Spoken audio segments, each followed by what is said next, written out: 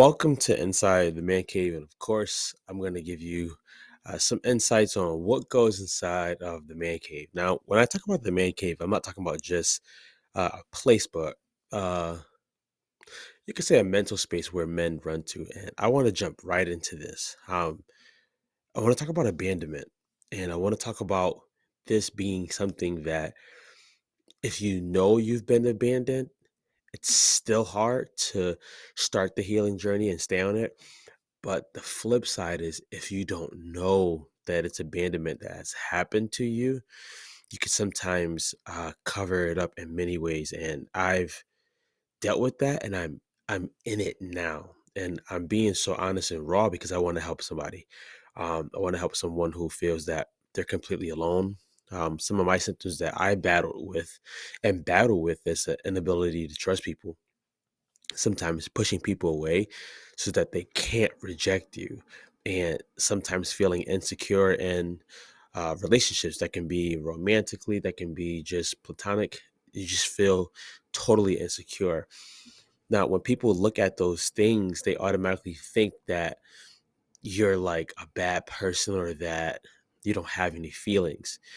And that's not what it is. Sometimes you don't know how deep that pain is, and you also don't know that it's a muscle that's never been worked inside of you.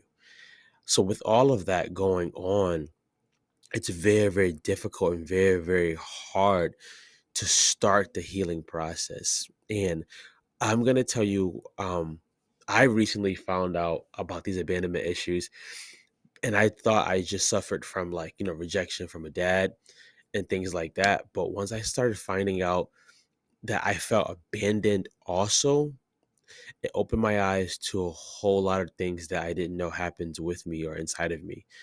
Um, Being abandoned sometimes by parents or by loved ones doesn't mean sometimes that they left or that they weren't there.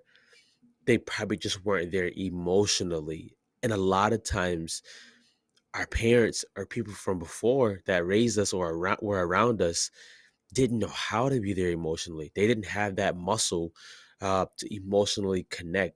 They just had the muscle to provide, the muscle to make sure you ate, make sure like you were groomed, make sure you got to school. And those things are honorable. They just didn't have that muscle to connect with us emotionally.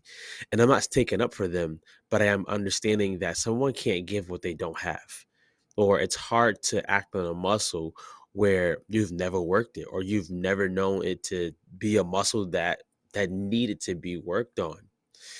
So on this path of healing from abandonment, I realized that I have to lean more into my time with prayer for God to heal. I have to also lean into talking about why I may feel a certain way.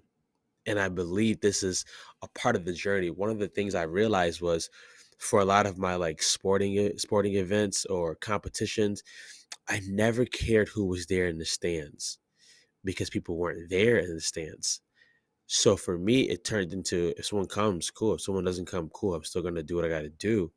And that's not always a great thing because you start to think that no one cares about you, and you start to think that no one loves you, and you start to think that you're not important.